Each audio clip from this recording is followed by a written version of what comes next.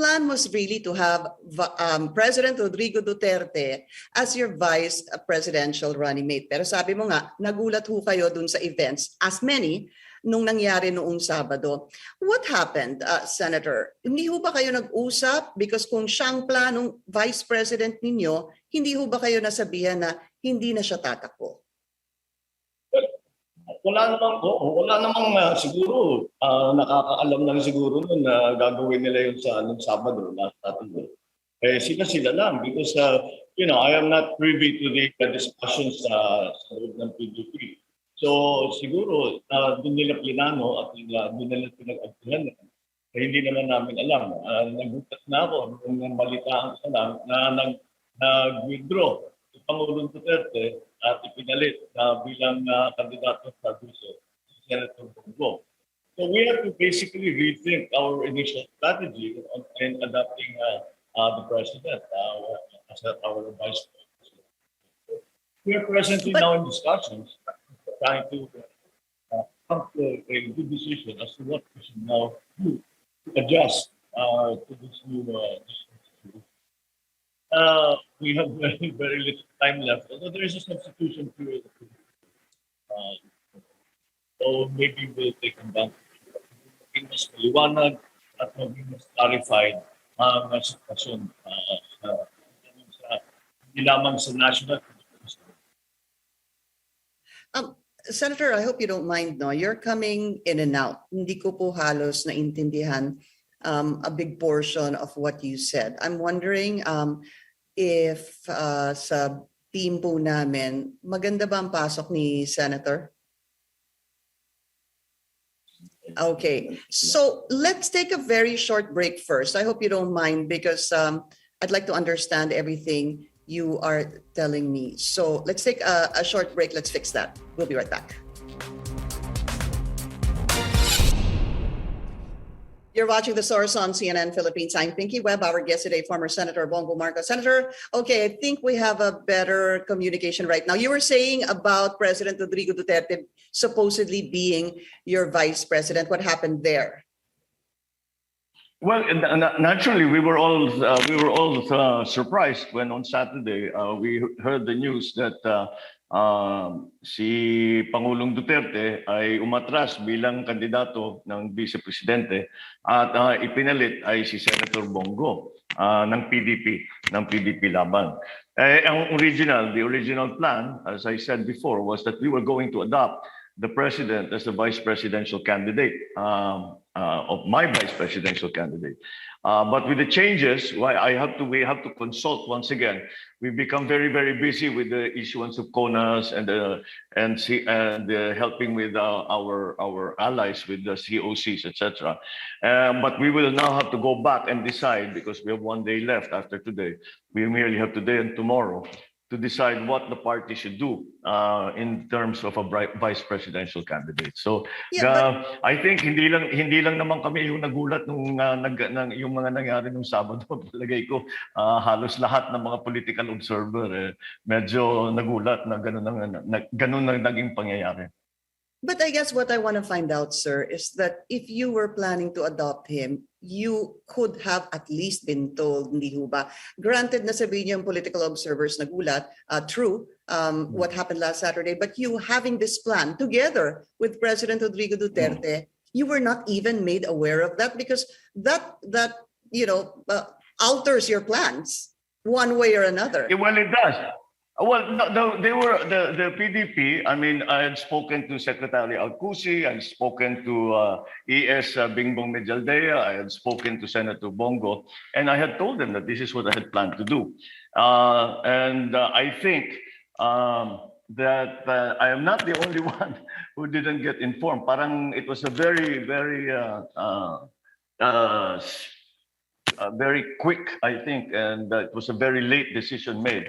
And hindi na nila ininformahan ang mga iba nilang kasama at basta't ginawa na lang nila. So again, but it is what it is. So we will adjust to it.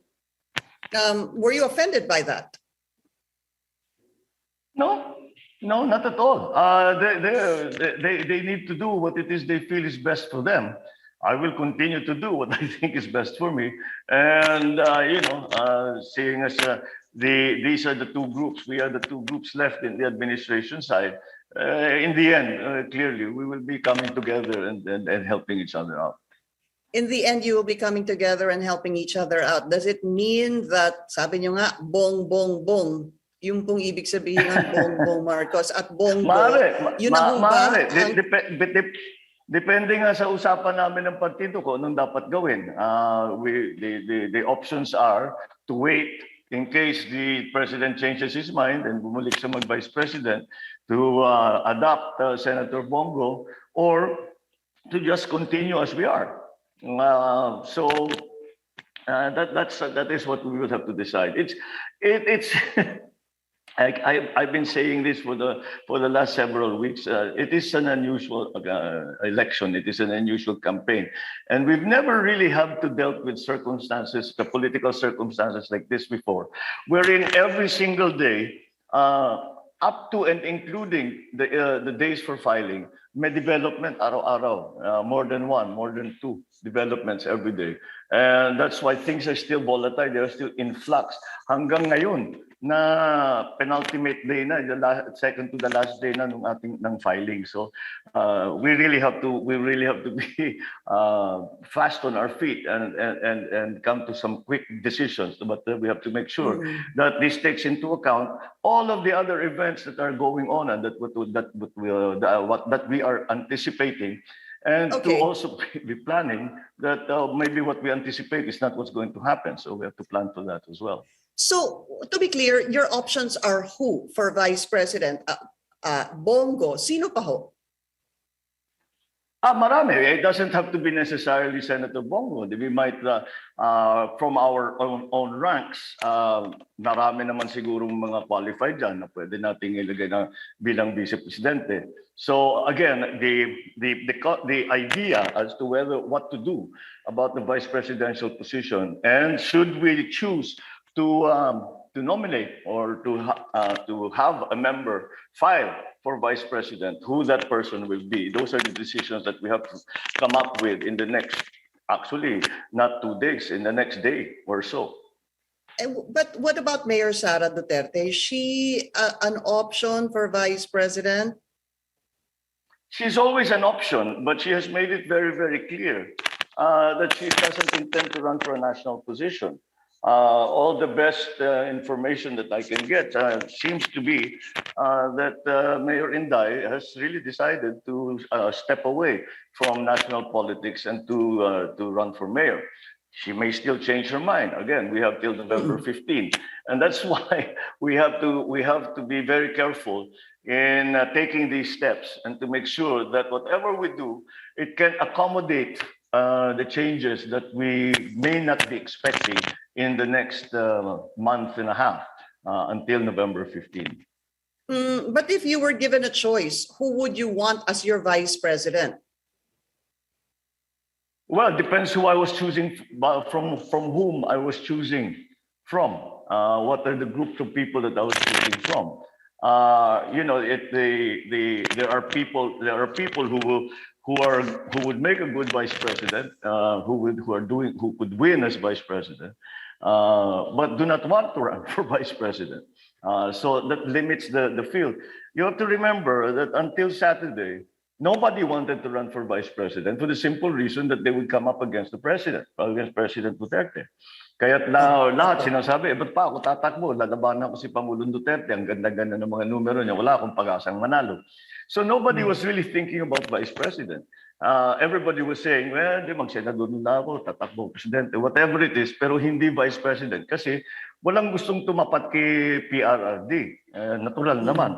So that's why talagang I think I can properly use the word nakiwarik talaga lahat ng ating pag-iisip nung umatras si Pangulong Duterte at ipinalit si Senator Bongo bilang Vice Presidente ng PDP. Yun pong siguro, maybe to end this topic, Senator, how important is it for you to have some sort of alliance or have a vice presidential bet who is an administration ally? Oh, well, despite what positions we are running for, I think it's very clear to, again, most political observers who are on the opposition side, who are opposed to the government, and who are on the administration side of the Opo. political aisle. And kami na lang talagang natira dito sa administration side. In fact, I think all presidential candidates now have identified themselves with the opposition. That alliance as you say, your question was, is it important that we ally ourselves? We are allied already by circumstances and by past history as well. We have always considered ourselves, myself, as Duterte supporters. And so that alliance has been there since the beginning of his administration and even before that. So yeah, that is an ongoing thing that we will have to strengthen and work on. Because as we all know, especially in politics, these alliances are supremely important. The question now is not, we have formed those alliances, how to strengthen them and how to use them to maximum effect during the campaign and then subsequently the election. Senator Marcos, we need to take a very short break. The source will be right back.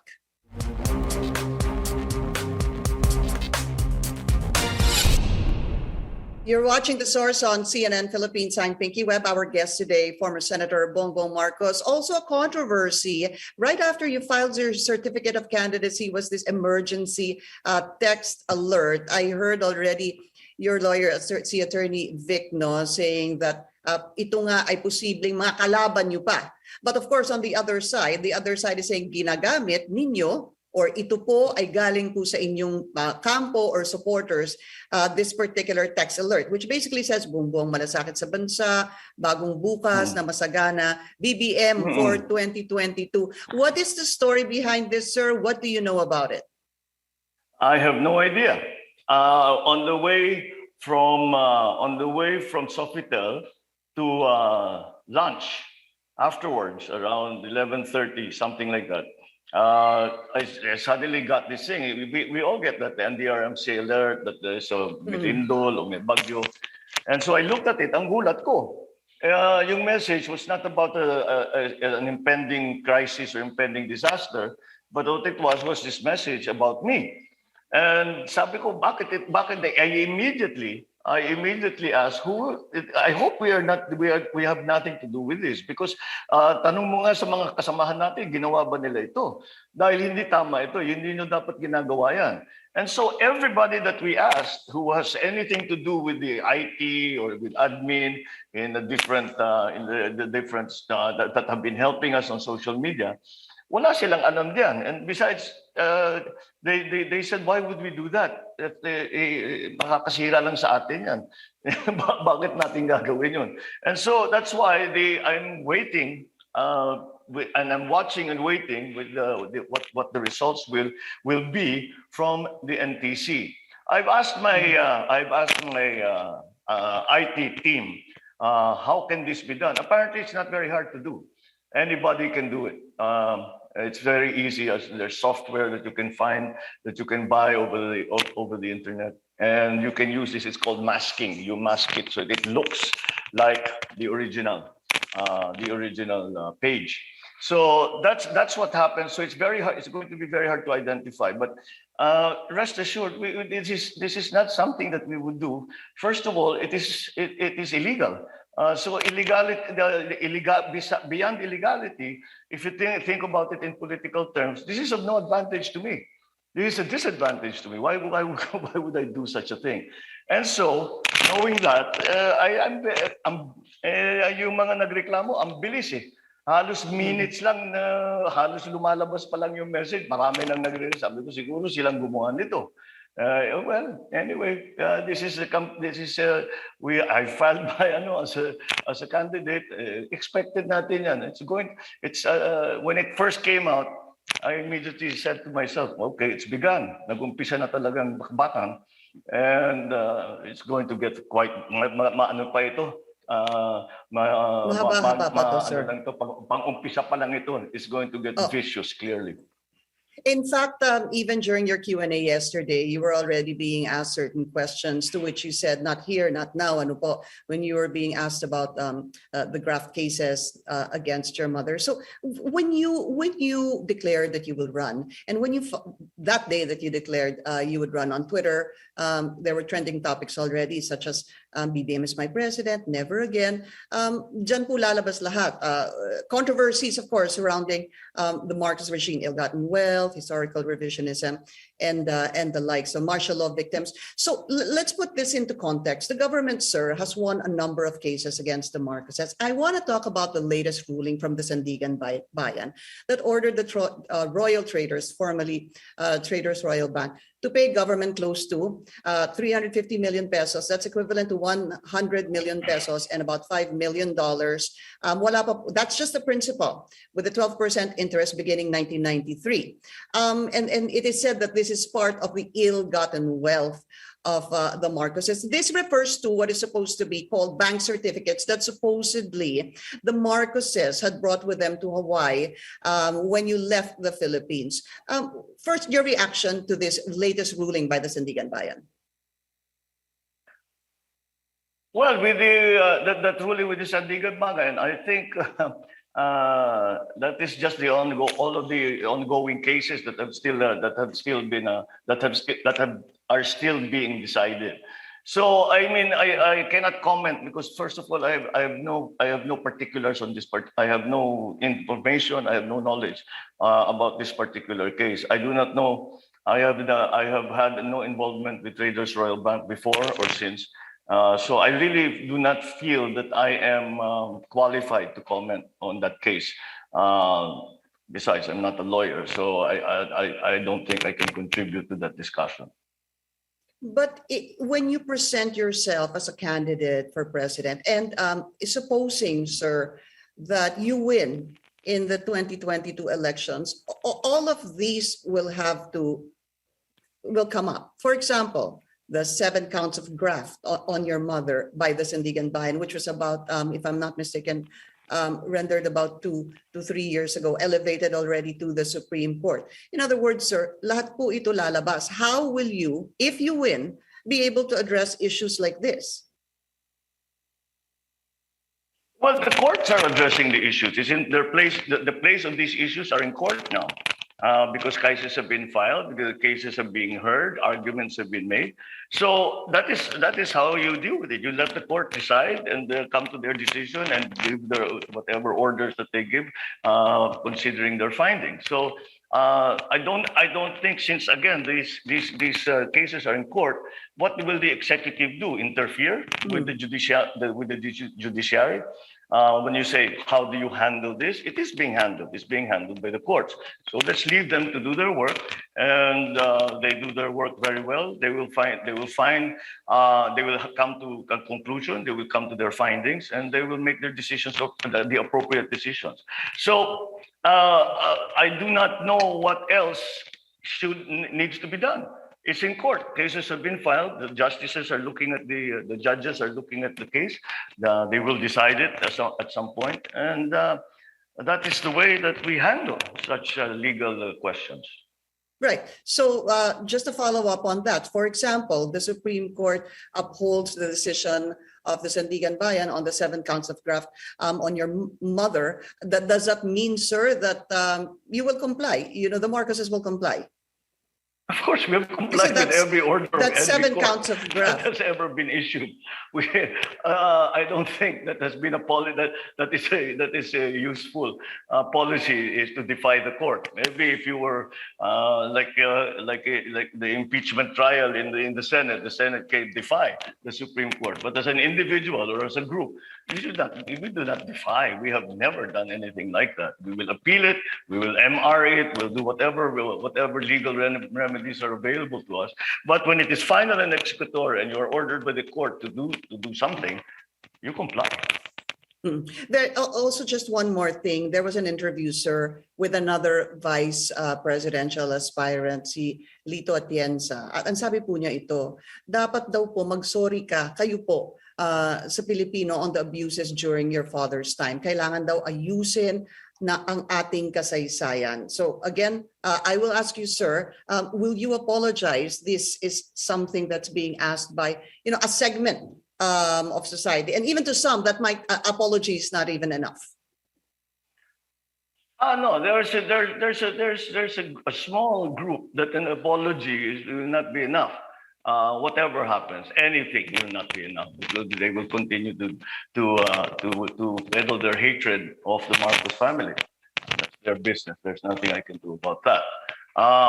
But again, this issue of an apology, if you can show me that I have committed some wrongdoing that hurt somebody else, I will go to them and apologize to them immediately. But what can how can you make an apology for some general accusation?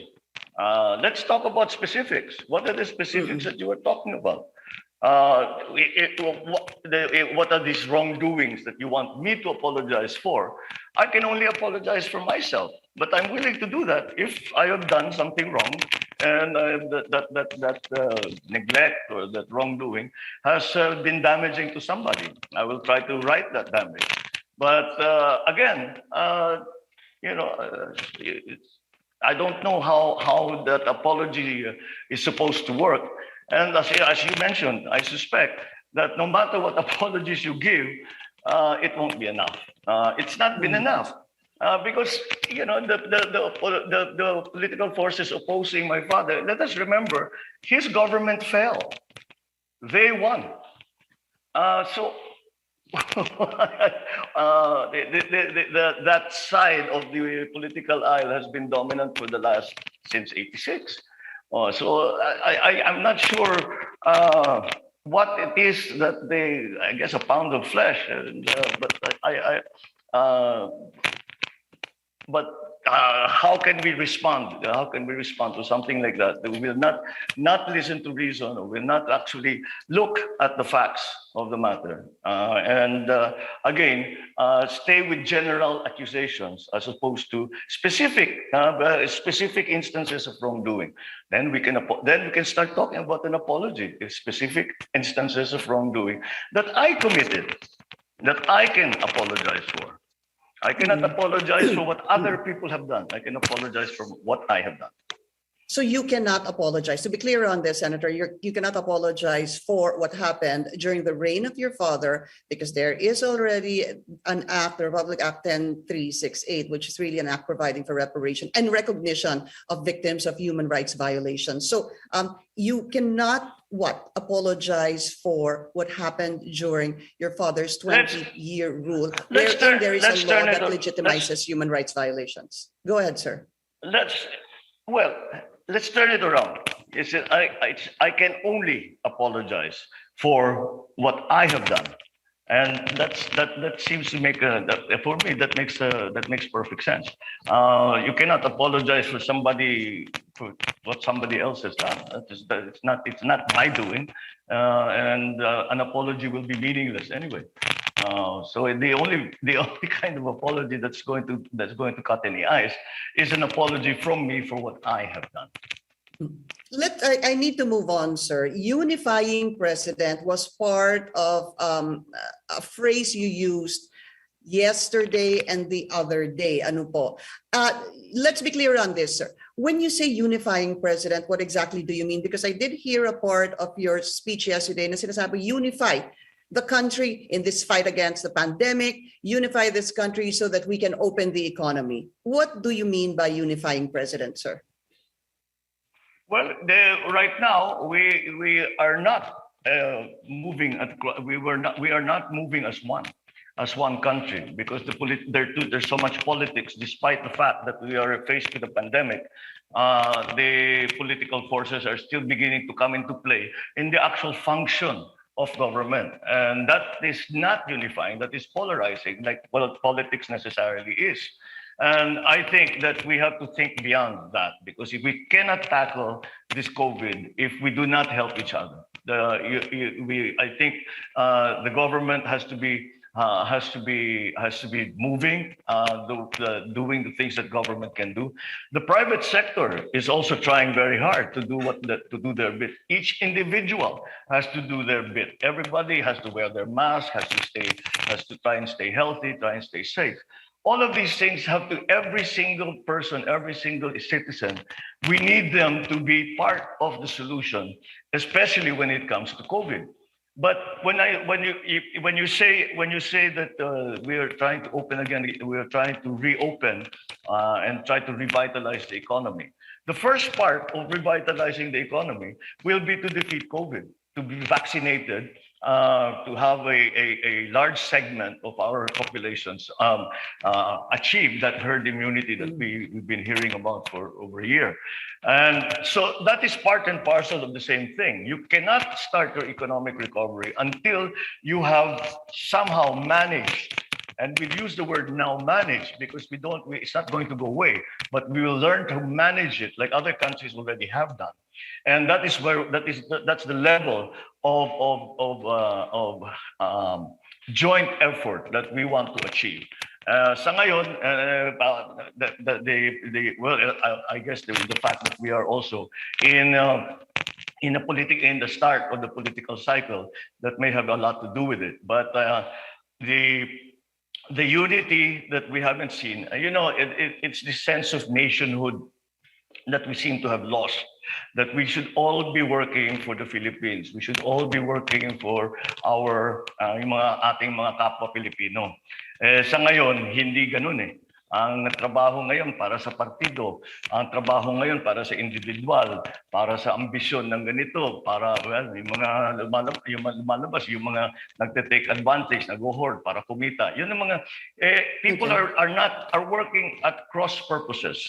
And that is what we want. We want to synchronize our efforts so that mas malaki ang magagawa natin. Mas marami ang magagawa natin. Mas mabilis ang ating pag-ahon dito sa krisis na ito. Senator, marami pa ho akong tanong, but we've run out of time. 30 minutes on television. We will continue.